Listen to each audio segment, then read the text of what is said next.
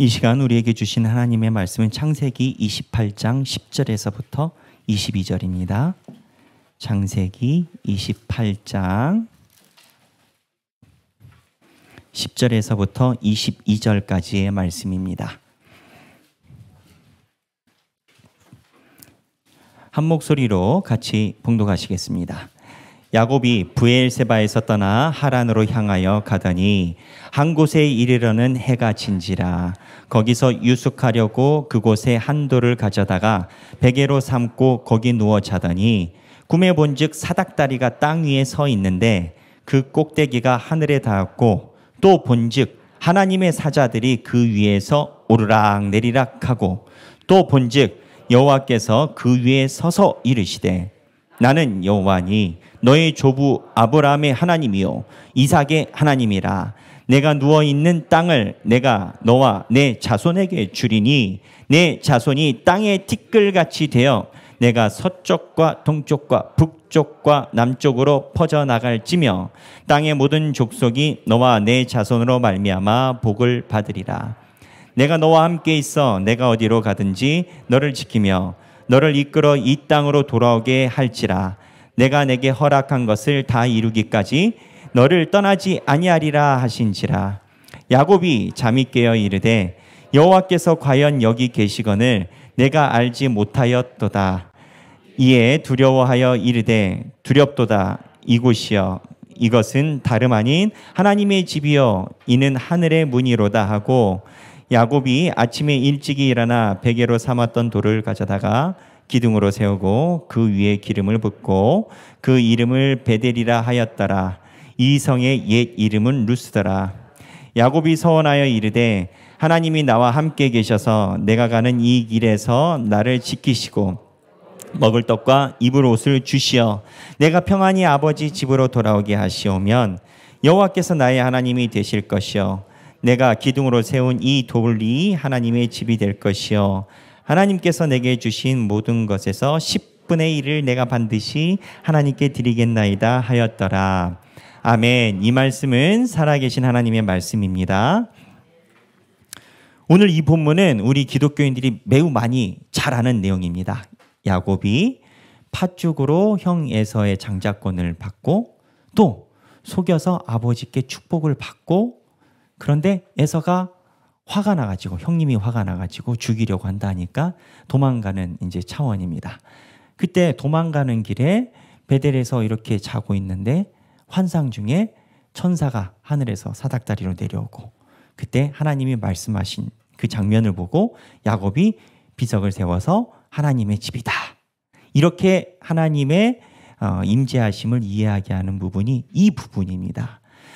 이 부분은 우리 기독교인들이 많이 아는 부분입니다. 그런데 제가 여기서 여러분들과 함께 묵상하고 집중하고 싶은 포인트가 있습니다. 야곱이 하나님께서 나타나심을 봤을 때 행복했을까요? 지원을 얻은 느낌이었을까요? 겁나고 두려웠을까요? 이 성경 본문에 보면 겁나고 두려웠다라고 나오는데 그러니까 하나님을 만나서 겁나고 두려운 건 당연하죠. 근데 그걸 빼고 야곱이 하나님의 나타나심을 봤을 때 마음에 어떤 생각이 들었을까요? 우리는 그냥 잠재적으로 야곱이 하나님의 축복을 받았기 때문에 야곱이 하나님 편일 것이다. 하나님이 야곱 편일 것이다 라고 추정을 하고 성경 본문을 읽습니다. 그러나 야곱이 지금 이 베델에서 하나님을 만날 때까지 하나님이 한 번도 야곱에게 나타나지 않으십니다. 야곱과 팥죽 사건을 하나님이 의논하신 적이 없다고요. 우리는 팥죽 사건이 당연히 하나님께서 이루어놓으신 섭리라라고 이해를 하고 성경을 읽습니다. 그런데 그렇지 않습니다. 하나님은 야곱과 에서가 뱃속에서 투쟁할 때 작은 자가 큰 자를 섬기리라 이 말씀만 하셨지 하나님이 야곱 보고 팥죽 가지고 속이라 털옷 입고 속이라라고 지시한 적은 없습니다. 제가 몇 번 여러분들과 나눈 것처럼 만약에 야곱이 속임수로 이거를 탈취하지 않았다면 하나님이 분명 다른 방식으로 야곱에게 축복을 주셨을 거라 저는 생각합니다. 속이는 테크닉을 사용한 건 인간의 잘못이라는 것. 근데 이 속이는 테크닉을 사용한 야곱이 보통 사람이 아닙니다. 야곱은 하나님을 만났을 때 100% 두려웠을 겁니다. 왜? 야곱은 그 이전에 선조들이 하지 않던 명예롭지 못한 행동을 했습니다. 그 명예롭지 못한 행동이 뭐냐? 형님을 속이기도 했고 아버지를 속이기도 했고 지금 삼촌 라반 집에 가는 것도 도망가는 건데 장가 간다고 이야기하고 속임 거짓으로 여기 왔습니다. 그런데 더 명예롭지 못한 건 야곱은요, 이전에 선조들이 하지 않았던 행동을 했습니다. 그게 뭐냐? 자기 거짓말에 하나님을 갖다 도용한 겁니다. 거짓말을 하면서 하나님의 이름을 언급한 것은 야곱이 최초입니다. 본문 볼까요? 27장 20절입니다. 창세기 27장 20절인데요. 야곱이 자기 아버지 이삭을 속일 때입니다. 그때 이삭이 뭐라고 얘기를 하냐면 에서 보고 분명히 동물을 잡아오라고 했거든요. 근데 에서라고 빨리 왔어요. 그러니까 이삭이 물어봐요. 에서인 줄 알고 왜 이렇게 빨리 잡아왔어? 그랬더니 20절 읽겠습니다. 이삭이 그의 아들에게 이르되 내 아들아 내가 어떻게 이같이 속히 잡았느냐? 그가 이르되 아버지 하나님 여호와께서 나로 순조롭게 만나게 하셨음이니라. 아버지 하나님 여호와께서 나로 순조롭게 만나게 하셨습니다. 동물 잡은 이유가 빨리 잡은 이유가 동물을 빨리 만날 수 있었다라는 거예요. 근데 그 이유가 아버지의 하나님이 도와주셨다라는 거예요. 언제 하나님이 도와줬습니까? 동물은 언제 잡았습니까? 자기 어머니가 잡아놓은 거 음식해서 갖고 온 거지. 그러니까 야곱은 죄송하지만 최초로 하나님 이름을 언급하면서 거짓말한 사람입니다. 추후에 있을 율법에 의하면 여호와의 이름을 망령태 일컫지 말지어다라는 십계명에 딱 걸리는 겁니다. 여러분 거짓말할 때 하나님 이름 쓰지 마세요. 아무도 그러지 않습니다. 안 믿는 사람도 거짓말할 때 하나님 이름 잘 언급 안 합니다. 왠지 찝찝해서. 그래서 이러한 포인트가 야곱으로 하여금 굉장한 문제였을 겁니다. 근데 이 부분을 백영기 목사만 보고 있는 게 아니고 세계적인 신학자인 빅터 해밀턴이라는 사람도 이 부분을 정확하게 집었습니다. 그냥 제가 그분의 원문을 그대로 가서 읽으면 야곱의 이런 명예롭지 못한 행동은 아담과 하와, 범죄자들입니다. 아담과 하와, 가인, 노아 시대의 사람, 바벨탑의 건설자들과 생생하게 대조를 이룬다. 다른 각도로 보면 지금 야곱이 하는 행동은 시대를 잘 만나서 살지 노아 시대 때나 바벨탑 시대에 있었다면 안녕이라는 겁니다. 이 지금 언급한 사람들은 본인들이 거짓말하고 속이고 했지만 사실 하나님의 이름을 가지고 거짓말한 사람들은 아무도 없습니다. 물속에서 운명하신 노아 시대의 사람도 바벨탑의 사람들도 하나님의 이름을 도용하지는 않았습니다. 야곱이 최초입니다. 근데 이 감각이 야곱한테 있었을까요? 없었을까요? 야곱은 분명히 아버지 그리고 할아버지 그 이전부터 있었던 일을 100% 알았을 겁니다. 야곱이 하나님이 나타났을 때 두렵습니다. 또 하나 왜 두려운 줄 아십니까? 아버지를 속일 때 방금 읽었던 본문 다시 한번 보겠습니다. 방금 읽었던 본문 보면 뭐라고 얘기를 하냐면 그가 이르되 아버지의 하나님 여호와께서 라고 얘기를 하지 않습니까? 이 동물을 잡게 해준 도와준 주체가 나의 하나님이 아니고 아버지의 하나님이라고 얘기를 한단 말이에요. 근데 오늘 본문에서 보겠습니다. 28장 13절인데 하나님이 나타나셔서 자기 이름을 얘기를 합니다. 근데 공교롭게도 28장 13절에 하나님 뭐라고 얘기를 하냐면 나는 여호와니 너의 조부 할아버지의 아브라함이 하나님이요 이삭이 하나님이라 너희 아버지 하나님 야곱의 하나님이라고 얘기 안 하십니다. 그러니까 아버지를 속일 때 아버지 하나님이 나를 잡게 해주신다 했는데 그 당사자가 나타난 겁니다. 나도 아버지 하나님. 이때 야곱이 느꼈을 감정이 어떠했겠습니까? 제가 야곱이라면 지금 팥죽이 문제가 아니고 사느냐 죽느냐, 죽으면 어떻게 죽느냐, 이 공포감을 가지고 있었을 겁니다. 그런데 은혜는 뭐냐면 이렇게 나타나신 하나님이 야곱이 했었던 비위 행위, 명예롭지 못한 행동을 하나도 짚지 않으십니다. 그리고 뭐라고 하냐면 28장 오늘 본문의 13장 13절 하반부에 나타나자마자 축복을 주시는데 내가 누워있는 땅을 내가 너와 내 자손에게 주리니 14절 내 자손이 땅의 티끌같이 되어 내가 서쪽과 동쪽과 북쪽과 남쪽으로 포자갈지며 땅의 모든 족속이 자, 이 땅의 모든 족속이라는 표현은 아브라함에게 주신 표현입니다. 땅의 모든 족속이 너와 내 자손으로 말미암아 복을 받으리라. 분명히 내 조부의 하나님, 아버지 하나님이라고만 딱 끊으셨는데 야곱에게 너희 할아버지, 아버지에게 준 축복을 내가 주겠다라는 겁니다. 이때 야곱의 마음이 어떠했을까요? 제대로 염치 있는 사람이면 하나님께 민망합니다.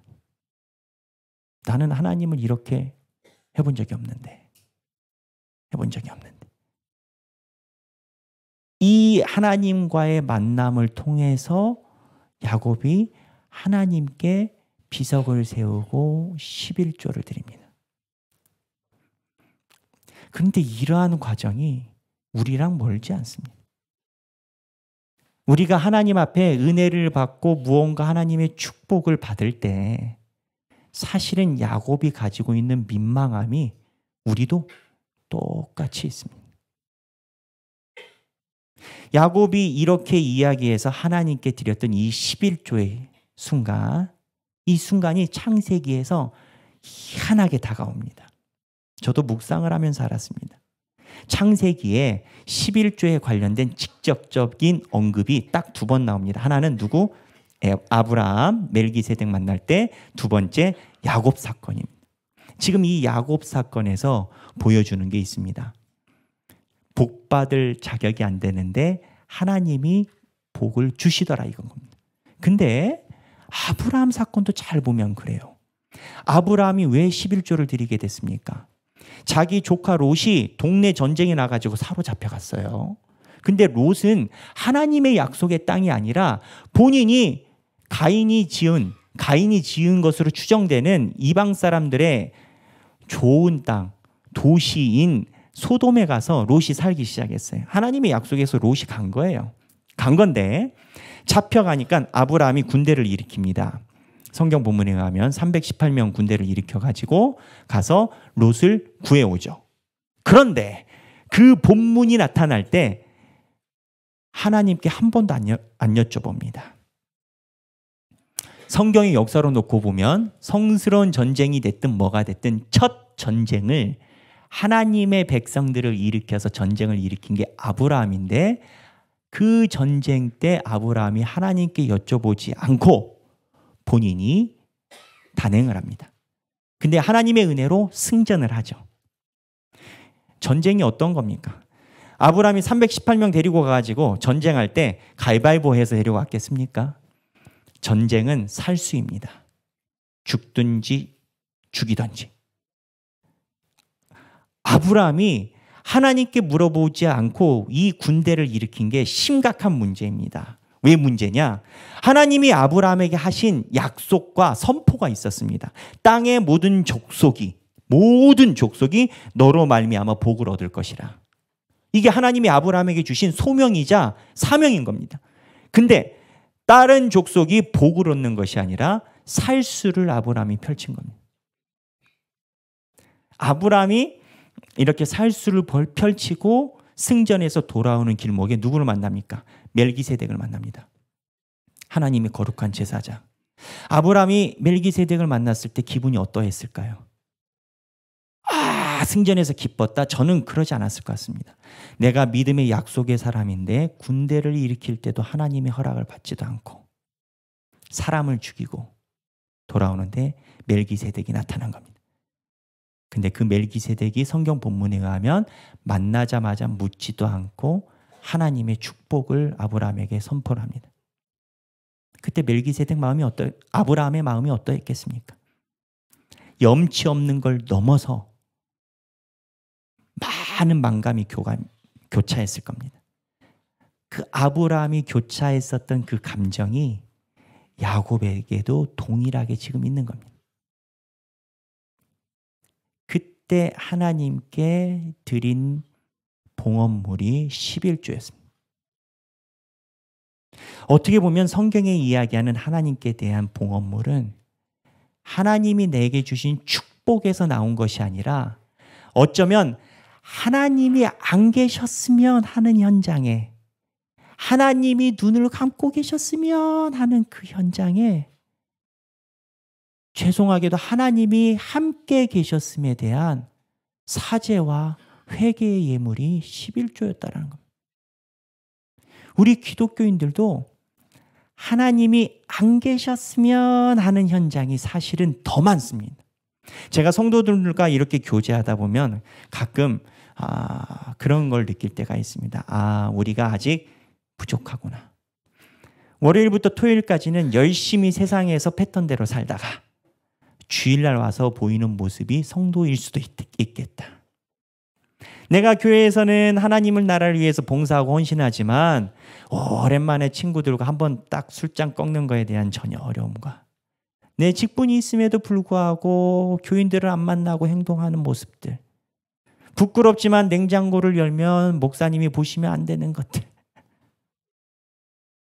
근데 이게 그냥 단편적인 가벼운 한 예입니다. 가벼운 예라는 겁니다. 우리는 하나님 앞에서 하나님이 안 보셨으면 하는 현장이 다 있습니다. 근데 그 순간에 하나님이 계셨더라가 아브라함과 야곱에게 충격이었던 겁니다. 왜 하필 지금 이때, 살수를 펼치고 온 지금 이때, 부모님을 속이고 도망가는 지금 이때 하나님이 계시냐라는 겁니다. 근데 은혜는 심판이 아니라 다시 축복을 주신다는 겁니다. 이유가 뭐겠습니까? 우리는 너무나 종이장 같은 신앙이어서 그날그날 훅 날립니다. 하지만 하나님은 신실하셔서 나에게 복 주기로 결심하신 것을 절대 바꾸지 않으십니다. 그냥 우린 특권 받은 겁니다. 빅터 해밀턴이 이야기한 것처럼 우리가 바벨탑 시대에 살았다면, 우리가 노아 시대에 살았다면 이미 이 땅에서 없어졌을 사람들인데 하나님이 약속의 자손으로 내가 지명했다라는 그 이유 하나로 하나님이 참고 계신 겁니다. 물론 우리 상황 중에는 그런 게 있습니다. 우리가 하나님 앞에서 부끄러운 순간이 그럴 만한 상황이 있었다. 근데 어떠한 상황이 하나님보다 앞섭니까, 여러분? 이 상황이 있었다가 사실 야곱도 동일했습니다. 제가 읽겠습니다. 야곱이요. 여러분 그거 아십니까? 야곱이 아버지 이삭에게 축복을 받은 그 순간에 야곱의 나이가 몇 살이었을까? 저도 잘 몰랐는데 성경을 자세히 보니까 26장 34절에 27장에 이제 축복을 하시거든요. 우리 이삭이 야곱과에서의 축복을 시도를 하시는데 그 바로 전절에 뭐가 나오냐? 26장 34절 다 함께 읽겠습니다. 에서가 40세에 헷족 속 부에리의 딸 유딕과 헷족 속 엘론의 딸 바스맛을 아내로 맞이하였더라. 자, 여기 보면 헷족 속이라는 건 이방 여자인 거예요. 근데 에서가 지금 결혼한 겁니다.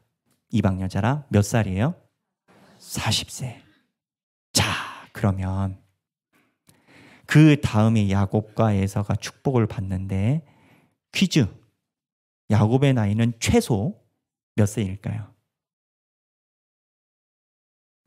예, 아시는 분 아시군요. 왜 40세일까요? 쌍둥이에요. 야곱과 에서가 쌍둥이. 최소 40세라는 겁니다. 성경학자들의 추정으로는 40에서 70세까지도 기산을 합니다. 근데 포인트가 뭐냐?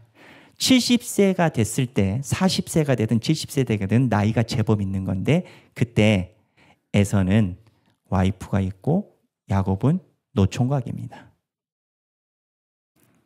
하나님이 조부 아브라함에게 약속하신 약속은 땅의 모든 족속이 너의 자손이 모래알처럼 자손에 있고 없고는 약속에 들어가느냐 안 들어가느냐의 핵심입니다.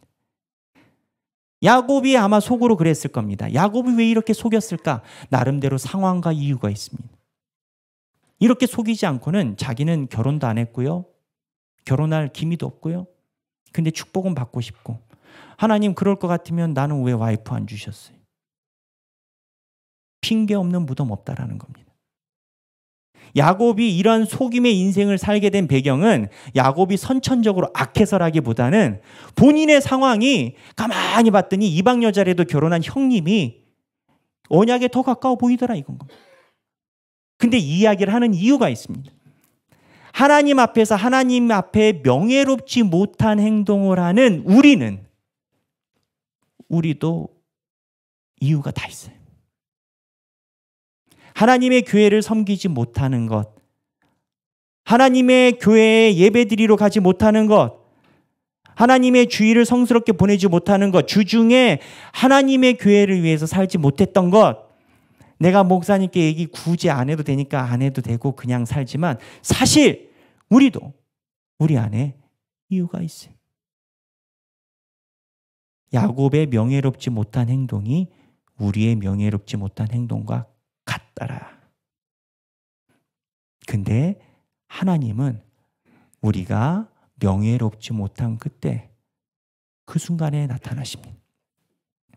어쩌면 우리가 명예롭지 못하게 한 장 기울이는 그 술잔에 하나님이 함께 계신 겁니다. 모르시는 게 아니라. 그러나 하나님이 야곱에게 축복을 주십니다. 여기 보면 13장 하반부에 28장 13장 하반부에 28장 13절 내 하나님이다 라고 이야기하시고 심판하실 줄 아셨던 하나님이 뭐라고 이야기를 하시냐면 하나님이 내가 누워있는 땅을 내가 너와 내 자손에게 주리니 내 자손이 땅의 티끌같이 되어 내가 서쪽과 동쪽과 북쪽과 남쪽으로 퍼져갈지며 땅의 모든 족속이 너와 내 자손으로 말미암아 복을 받으리라. 땅의 모든 족속이 할아버지에 주셨던 약속이 하나도 변하지 않았습니다. 이때 야곱의 마음은 어떠했겠습니까? 야곱은 민망하고 염치 없지만 이 축복을 주시는 하나님께 무한한 감사를 느꼈을 겁니다. 여러분 그 생각 들지 않으세요? 할아버지 때 하나님께 드리고자 한 11조가 야곱이 왜 다시 드리죠? 안 했단 소리예요. 집안에 흐르는 기본적인 신앙생활을 안 했단 소리. 단순히 속임을 넘어 야곱은 하나님을 제대로 섬기지 않았다는 거예요. 근데 하나님이 이런 나에게 그 축복을 계속 줘요. 나는 변해도 하나님은 신실하시더라. 이게 야곱의 고백입니다. 여러분 우리는 어떻습니까? 저도 마찬가지입니다. 제가 하나님 앞에 언제나 명예로운 목사가 아닙니다. 저도 하나님께 부끄러운 모습이 있고 하나님이 안 계셨으면 때론 하나님이 안 보셨으면 하는 인간사가 있지 않겠습니까? 그러나 그 순간에 하나님이 함께 계시고 하나님이 그 고통을 하나님이 흡수하십니다. 하나님이 그 고통을 담당하시고 나에게 내놓으시는 게 야, 내가 바벨탑과 노아 시대 애들은 다 죽였지만 너는 내 새끼다. 내가 너를 사랑하고 복을 준다. 오늘 우리 직분자 추대 예식을 했습니다. 우리가 뛰어나서 하나님이 직분을 주시는 게 아니라 하나님이 우리의 명예롭지 못한 것을 숨겨주시고 귀하게 여겨주시기에 목사로, 권사로, 장로로, 집사로 서 있는 줄로 압니다. 하나님의 사랑에 날마다 깊이 묵상하여 하나님의 은혜로 내가 살아가고 있다라고 고백하는 저와 모든 하길교회 성도분들이 되시기를 바랍니다. 여러분들과 함께 찬양 드리기 원합니다. 오 신실하신 주라는 찬양입니다. 가사를 보면 그렇습니다. 하나님은 한 번도 나를 실망시킨 적이 없으시고 언제나 공평과 은혜로 나를 지키셨다. 근데 하나님은 나를 실망시킨 적 없는데 나는 많이 실망시킵니다. 그러나 하나님은 변하지 않았어요. 오신실하신 주, 내가 너를 떠나지도 않겠다. 내가 너를 버리지도 않겠다. 약속하셨던 주님, 그 약속을 지키고 내가 지키는 게 아닙니다. 내가 하나님을 붙잡고 있는 것 같지만 내가 하나님을 붙잡고 있는 게 아니라 하나님이 나를 붙잡고 계시더라라는 겁니다. 하나님께 찬양 올려드리겠습니다.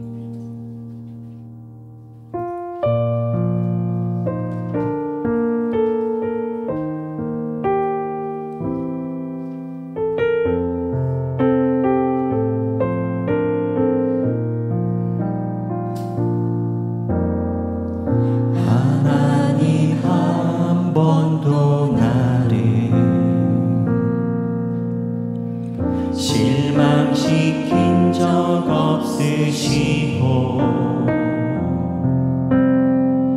언제나 공평과 은혜로 나를 지키셨네. 지나온 모든 세월들, 지나온 모든 세월들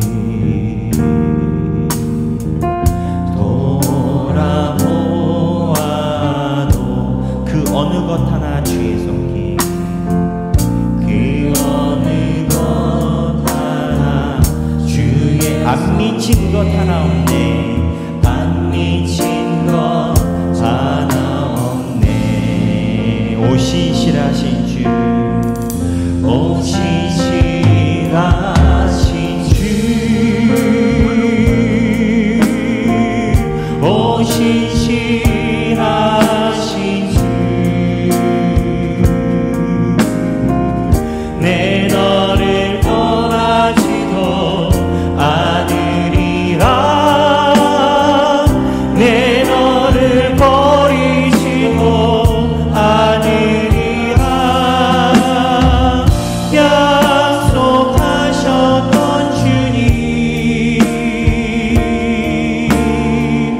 그 약속을 지키사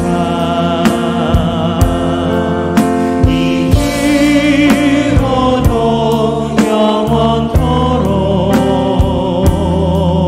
나를 지키시리라. 확신하 오 신실하신 주, 오 신실하신 주, 오 신실하신 주, 내 너를 떠나지도 않으리라. 내 너를 버리지도 않으리라. 약속하셨던 주님, 그 약속을 지키사 이후로도 영원토록 나를 지키시리라. 확신하네. 우리 다 함께 기도하길 원합니다. 하나님 아버지, 우리가 주님 앞에 부끄러운 모습이 있음에도 불구하고 나를 떠나지 않으셨던 하나님, 회개와 감사를 드립니다. 우리 다 함께 성령님께서 주시는 음성을 따라서 기도하시겠습니다. 하나님 아버지, 내가 주님 앞에 기도합니다. 아버지, 내가 주님 앞에 고개 숙여 기도합니다. 하나님 아버지, 내가 주님의 음성을 듣고 살아간다 하였지만 내가 주님 앞에서 내 손 아버지가 계시지 않는다고 생각하여 내가 내뱉은 말들, 내가 생각했던 모든 순간들이 하나님이 함께 계셨음을 내가 가슴 아파 회개하고 고백합니다. 아버지, 주님께서 말씀하시는 그 순간에 우리가 귀 기울이게 하시고, 아버지께서 말씀하시는 그 순간에 우리가 다시 한번 하나님 앞에 새롭게 서는 그 순간이 되게 하여 주시옵소서. 아버지여, 우리의 삶을 붙들어 주시옵소서. 주님,